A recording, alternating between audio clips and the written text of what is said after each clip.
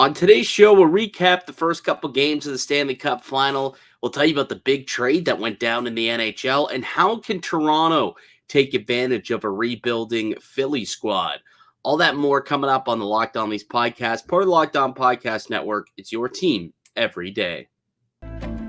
You're Locked On Maple Leafs, your daily podcast on the Toronto Maple Leafs, part of the Locked On Podcast Network. Your team every day.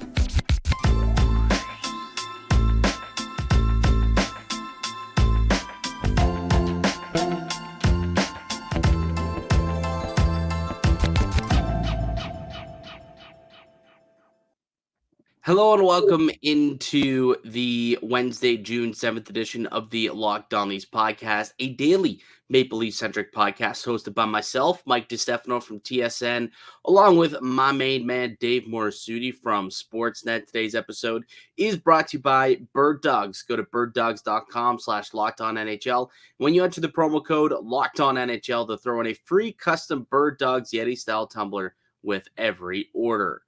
What's going on, Dave? How you feeling today? It's a Wednesday. It's hump day. We've made it halfway through the week. What's up? Yeah, we're just surviving here. Just waiting for more trades to happen now. Well, that was one thing I did not expect to see in the middle of the Stanley Cup Final was like a blockbuster-ish trade, which we saw go down with Ivan Provorov being the main man in this deal. We'll get to the trade in a moment and kind of talk about how Toronto, I think, could be impacted by this. But let's get into this Cup Final here because we got Vegas leading the series 2-0. We haven't really talked much about the final. Obviously, we did the mailbags those last couple of days, so we haven't touched on it a whole lot.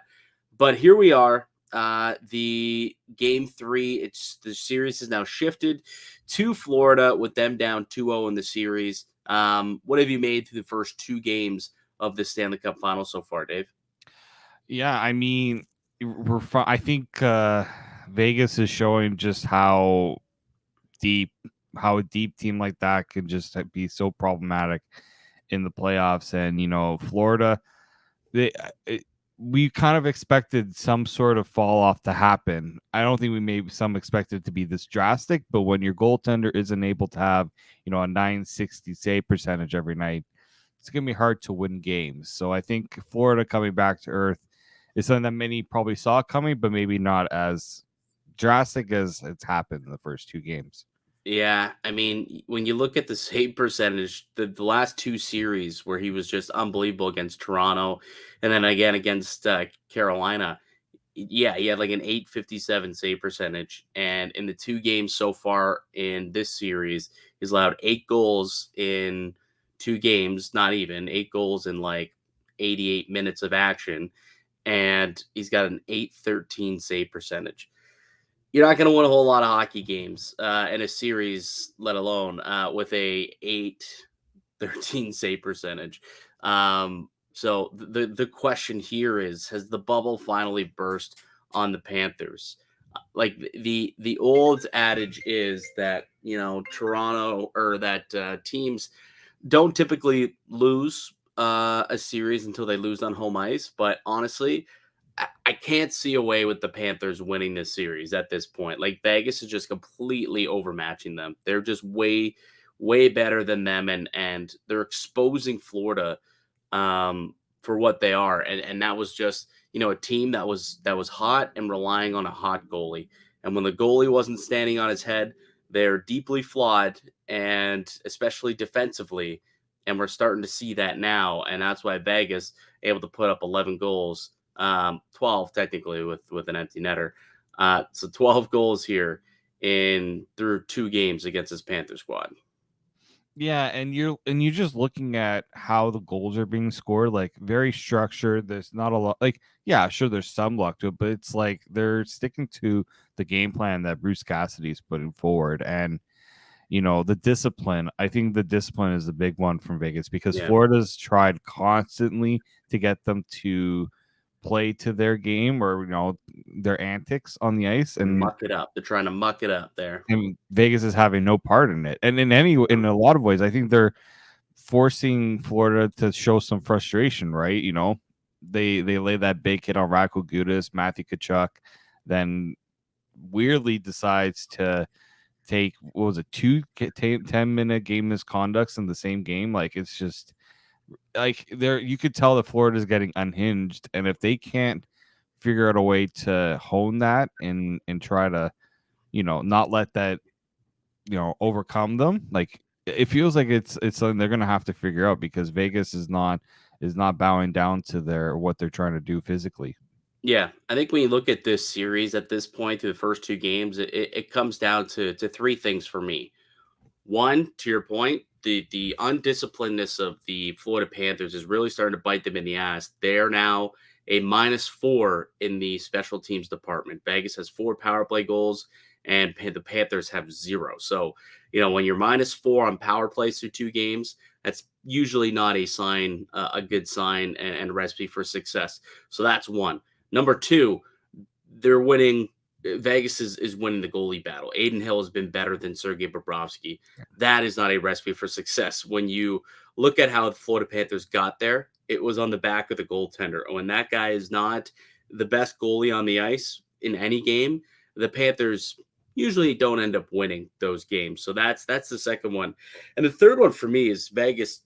And this is really where I think the Panthers, they need to figure something out here, or else this is going to be a quick series. The Vegas Golden Knights are winning the net front battles, and that's something that the Panthers were doing a pretty good job of through the first few series, definitely against Toronto and certainly against the Carolina Panthers, where they weren't allowing Vegas, they weren't allowing Carolina to stand in front of the goaltender and take away sight lines and scream Bobrovsky. And now that Bob's has to be consistently getting in his crouch, looking around guys, going low. Like he's not seeing a lot of pucks, and they're going in the back of the net. And that's mainly just because Vegas, they're a big team. They're a strong team, and they're going to the net. They're screening the goaltender. They're getting traffic in front, and they're finding ways to get pucks in from outside. And from the point, we've seen like 3 or 4 goals come in off the point, which is not something that we saw happen in the series that the Maple Leafs played. And definitely same thing with Carolina. But Vegas able to get traffic and bodies in front and take away sight lines, and pucks are finding their way through traffic and into the back of the net. That is probably the biggest hurdle that the Panthers have to overcome, I would say, as the series shifts back into Florida. Is they got to find a way to clear that net, allow Bobrovsky to see the puck if he's going to try and stop the puck. Because if the Golden Knights are going to run roughshod in front of Bobrovsky and do whatever they want and continue to take away sight lines of the puck, this thing's going to be over in 4 games, man. Like I would predict a sweep if that adjustment is not made by the Florida Panthers as they head down to Miami for Game 3. Yeah, it just feels like there's so many things that Florida has to improve, not only defensively but also offensively too. You mentioned the Aiden. I always say Aiden Hill. It's my brain. It's early in the morning. Aiden Hill has just been so good, but like I don't think they've really made it that hard on Aiden Hill either, right? Like you talk about the net front battle, like I don't think Florida's really done enough to make it difficult for Aiden Hill in this series. And unless they start doing that, and unless they start to figure out, like Paul Maurice says, yeah, we can try to figure out things offensively, but we're also allowing so many goals too. It's like they got too much that they got to have to figure out here, that it might be overwhelming for them to do it in such a quick turnout that they have to get back into the series. Yeah, so we'll see what happens. The series is now going back to Florida for games 3 and 4, and they got to play a whole heck of a lot better if they want to try and extend this series and go back to Vegas. So we'll see what happens there. Obviously, game number 3, Thursday night at 8 p.m. All right, on the other side, there was a big, massive 3-way trade in the NHL in the middle of the Stanley Cup Final. This never happens. We'll tell you about it. And we'll tell you how Toronto could be impacted by this deal and potentially leaving an opening for the Leafs to maybe try and take advantage of a rebuilding Flyer squad. All that more coming up on the other side. But first, Dave, how about a word from our show sponsor? Yep, and it is our title sponsor. It is Birddogs. If you're looking for the right clothing for the summertime, just to get you ready for, whatever it is you need to do, whether that's going out to the gym, going out golfing, to a meeting, just a night out with the friends. Birddogs is the right fit for you. Birddog makes stretch khaki shorts that are designed to fit slimmer through the thigh and leg, giving you a truly sculpted look. Birddog shorts do the exact same thing as Lululemon's, but fit way better. They fit way better than regular shorts that are made of a stiff, restricting cotton. Birddogs fixed this issue by inventing cloud knit fabric that looks like just like khakis, but stretches so you get way slimmer fit without having to sacrifice movement. Birddogs uses an anti-sweat wicking fabric that keeps you cool and dry all day long. I've been wearing the Birddogs, and it's great. We're doing this a little bit of work outside, playing golf, and when I got my Birddogs, I also got a free gift tumbler right right through my order. I actually don't have it with me right now. I actually have it in the wash. So I'll make sure I have it on the next time we do a Birddogs read. So make sure you go to birddogs.com/LockedOnNHL and enter the promo code LockedOnNHL for a free Yeti style tumbler with your order. That's birddogs.com/LockedOnNHL for a free Yeti style tumbler. You won't want to take your Birddogs off. We promise you that. Welcome back into the Locked On Leafs podcast. I'm Mike DiStefano with Dave Morassutti. This is a daily Maple Leaf centric podcast, and we put out episodes each and every weekday, Monday through Friday. So make sure that you are subscribed wherever you get your podcast from, audio form, also up on YouTube. And we would appreciate that if you enjoy the content that we're giving you guys and you want us to know what's going on in Leafland and around the NHL all off season, make sure you are subscribed to the Locked On Leafs podcast. So I know we often just talk about the Maple Leafs and whatnot, but when there's a big trade that goes down, we do like to also analyze that and then, maybe see, okay, how can this impact the Maple Leafs? So there was a big trade that happened yesterday, one that I was definitely not anticipating, because when do we ever see a blockbuster-ish deal in the middle of a cup final? It just doesn't happen. Usually everyone just, lets the cup final be its own thing, and then they hold off and make the trades right afterward, leading up to the draft, or even on the draft floors, typically when we'll see most of the big trades. But the Columbus Blue Jackets, the Philadelphia Flyers, and the LA Kings said, no, we're just going to get right to work here. We got some things up in the air that we want to get done and dealt with, and not allow any other team to say no, I guess. So they came up with a three-way trade that sends Ivan Provorov, the defenseman for the Philadelphia Flyers, to the Columbus Blue Jackets. 30% of his contract will be retained by the LA Kings. And in return, the Flyers are getting a first-round pick this year, which is 22nd overall, the pick that actually LA gave to Columbus, funny enough, for Gavrikov and Jonas Korpisalo. So they get the 22nd overall pick in this year's draft, and they get 2 second-round picks as well, one from Columbus, one from LA. Sean Walker, Cal Peterson, and Helga Grans. So that's the big haul that the Flyers end up getting for Ivan Provorov. You got Hodgson and then Kevin Connaughton going to the LA Kings, and LA retaining 30% of Provorov's contract. So it's a bit of a convoluted one, but essentially what happened is Columbus gets Provorov, the LA Kings get rid of Cal Peterson's contract, get rid of Sean Walker's contract, and they had to pay Helga Grans a second-round pick, and they also retained about $2 million of Provorov's salary to do so. So it's a bit of a convoluted trade in a way, but that's essentially what happened. What were your initial impressions on this deal? Like who won at the end of the day, in your opinion, between these three teams? I mean, if the potential works, I mean, you like what Columbus is doing here, where they get, a top 4 defenseman, Ivan Provorov, and what did they really give up to get him, right? Not a whole lot when you consider like Columbus is trying to move forward. LA, the getting rid of Cal Peterson's contract was big for them. Getting rid of some money was big for them, but I mean, it did come at a price, right? It wasn't like they just shipped them off and bing bang done.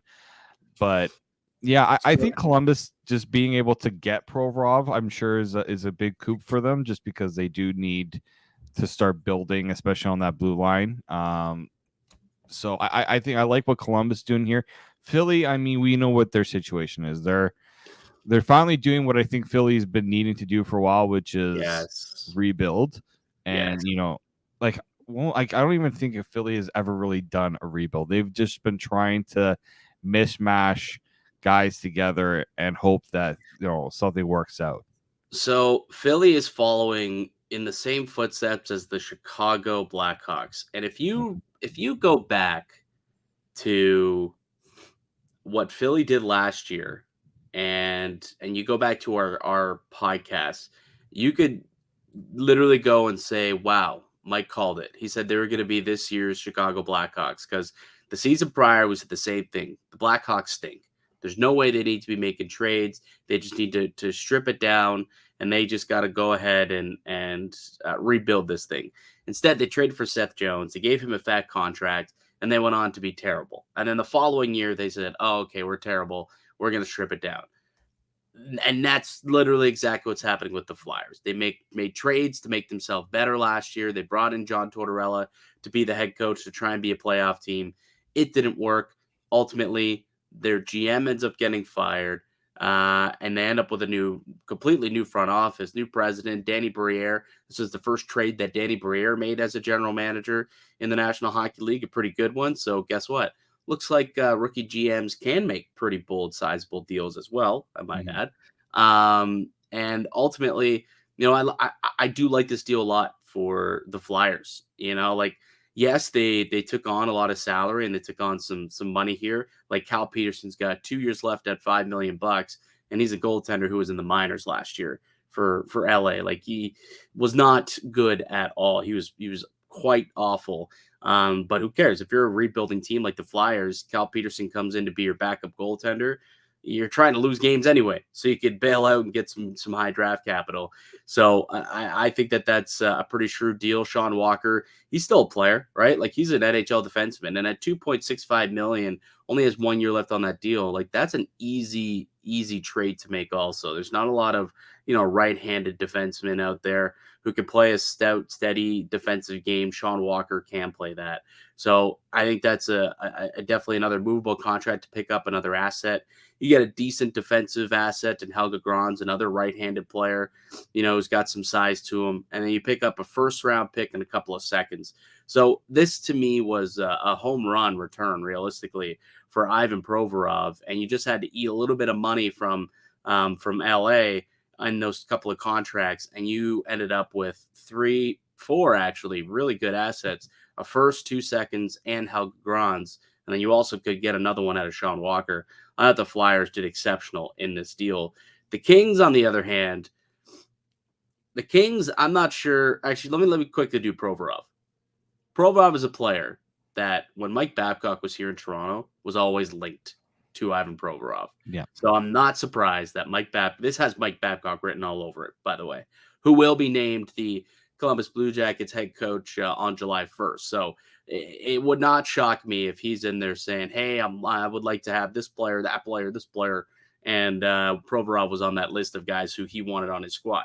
So that's my thought on Provorov. The LA Kings, they gave up a lot to get out of that Cal Peterson deal. They gave up a lot. So they only ended up with 2 minor league players on their roster, and they ended up with 30% of Provorov's cap. So that's what they ended up getting. But they had to give up, in order to get that, a second-round pick, Helge Grans, Sean Walker, and that'd take on 30% of Provorov's deal also, just to get rid of Cal Peterson's contract.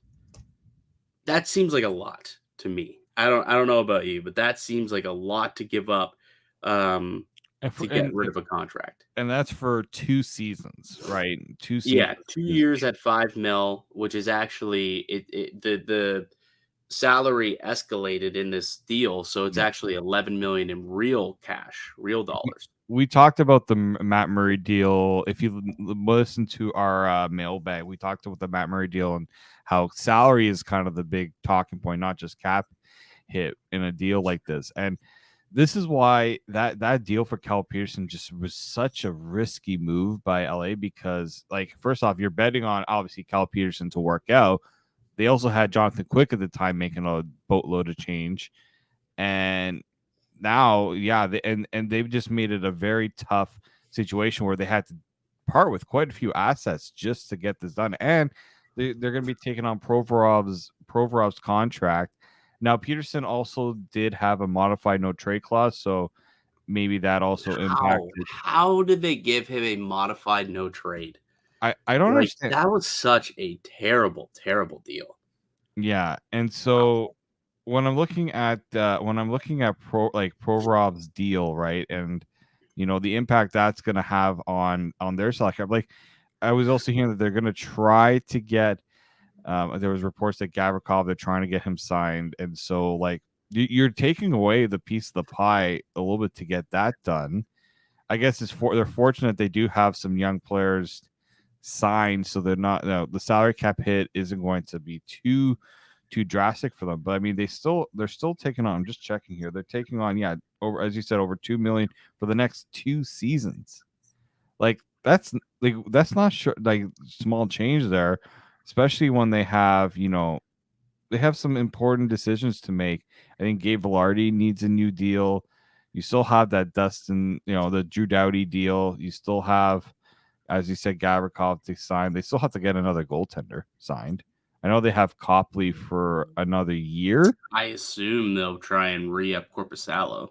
Yeah, like, if they can get Korpisalo at a decent deal, like, then, like, that's just a very risky situation. That, I mean, obviously Cal Peterson was never going to work out there anymore. But yeah, like, the Kings are. It's a very interesting scenario. I'm assuming they're going to have more moves coming down the pipe there. Probably, but here's where I look at this and I think, okay, from at least perspective, if it costs Walker, Grons a second, and they had to take on $2 million of Provorov's contract this year and next to get out of that Cal Peterson contract, what's it going to cost for the Maple Leafs to get out of Matt Murray? Yeah. Right? Like, is that a framework in a way? Now, Peterson's got 2 years left on that deal and $11 million in cash, whereas obviously Matt Murray's is only 1 year at $8 million in cash, $6 million actually, because Ottawa is paying the other $2 million. So it's not as much term. It's a higher it's not as much term and dollars. So it probably wouldn't cost as much, I would imagine. But you also did take on $2 million in Provorov for the next 2 years. So really, I suppose it only was actually about $7 million in actual cash that you're offloading there to get out of the Peterson deal, when you also think about that they brought in Provorov's money. So that's where it is kind of interesting, where that makes it somewhat similar to Matt Murray in terms of real dollars paid, $6 million as opposed to $7 million that Cal Peterson has. So is this a framework maybe for what it would cost to get, someone to bite on that Matt Murray contract, to get that to go away? That's kind of where my mind went immediately when I saw this trade and I saw how much that LA gave up to get rid of Cal Peterson and to have his contract involved in this deal. And I'm curious if maybe, this is a bit of a framework for a Matt Murray situation at some point here. Well, yeah, you look at what the market dictates in these sort of situations, right? And it just makes it a little complicated, because the Leafs, I mean, if you're looking at this draft, the Leafs only have 3 picks. Like, they can't just, make a pick flat, or unless they trade something, they're going to be trading obviously futures. And the Leafs have still traded quite a few draft picks in the future too, right?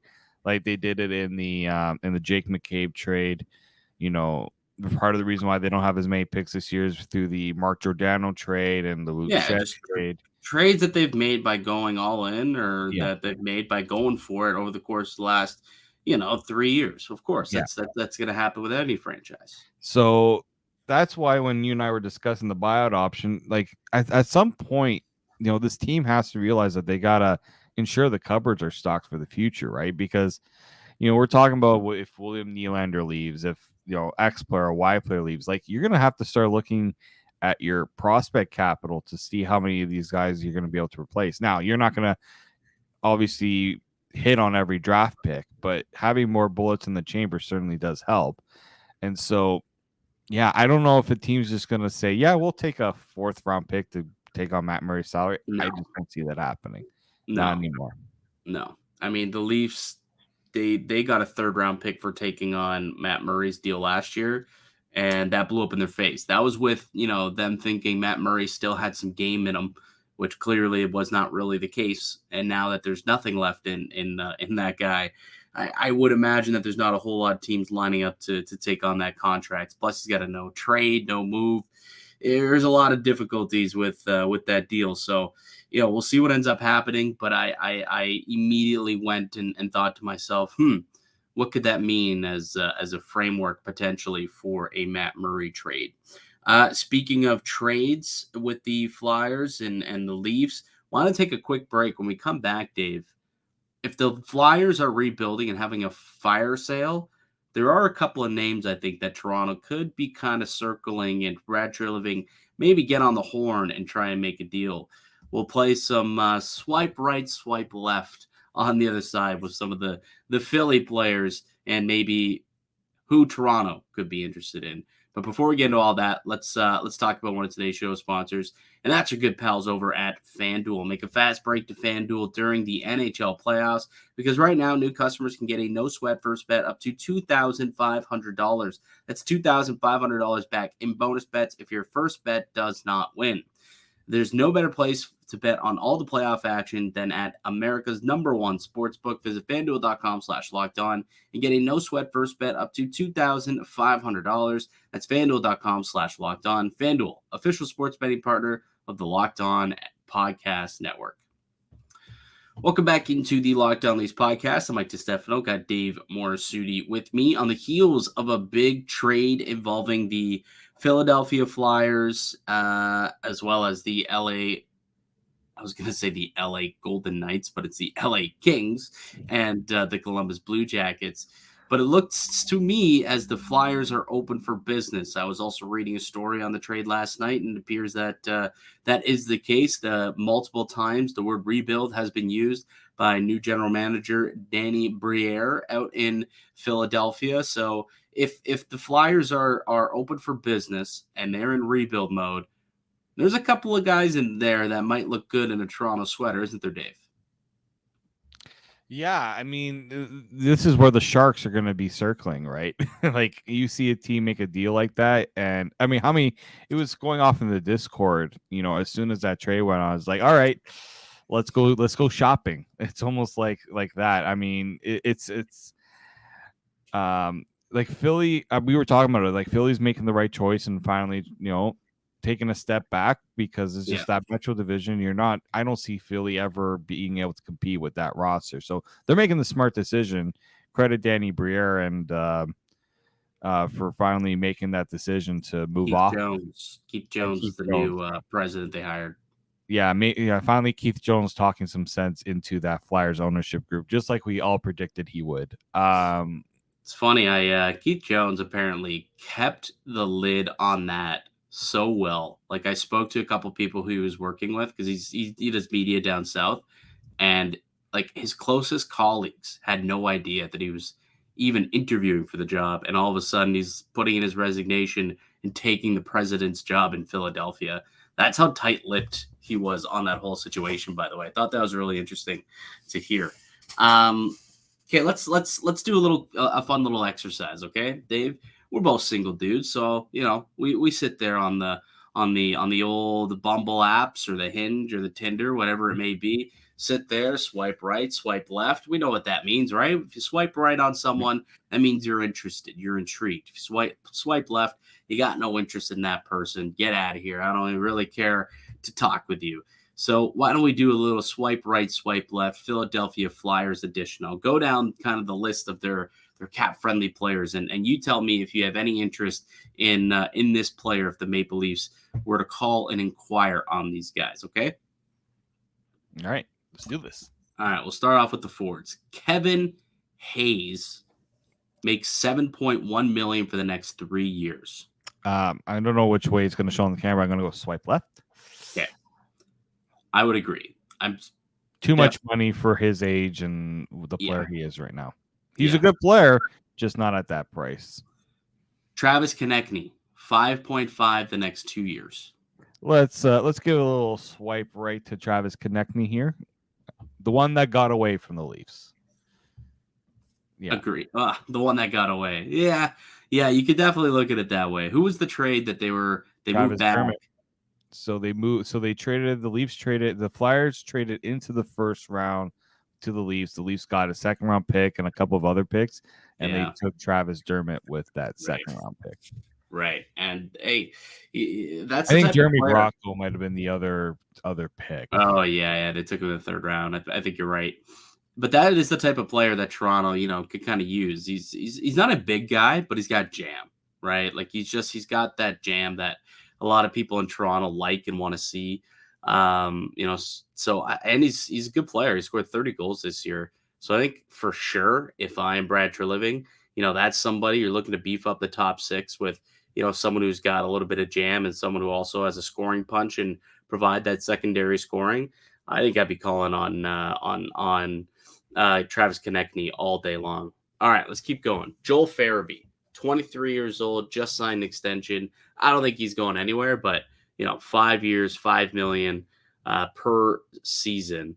I would swipe right on this, but I don't think he'll be part of the next wave at just 23 years old. I don't think they'll be entertaining much Joel Farabee trades. Yeah, for the sake of it, we'll swipe right, but the Flyers are definitely going to hit that good old ignore button.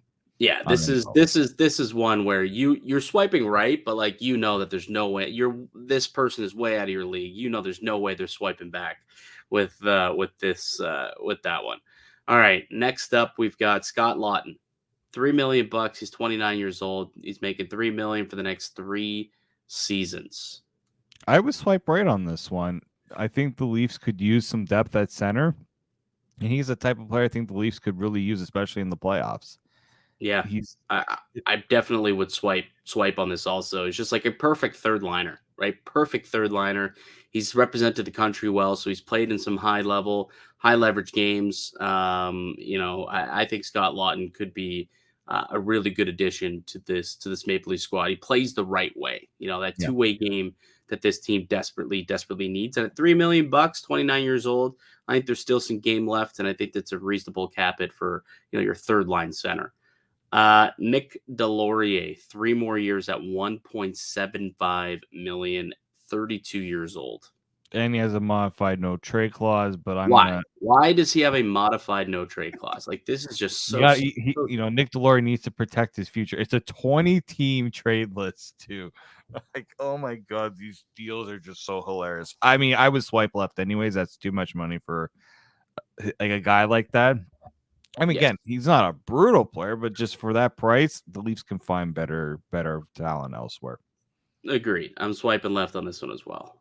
Owen Tippett, $1.5 million for 1 more year, but still an RFA. 24 years old. Would you be interested? Would you sniff around an Owen Tippett? I mean, Owen Tippett's a good talent. I don't think Philly would move off from him because of his age and what they gave up to get him. Like that cost him Claude Giroux.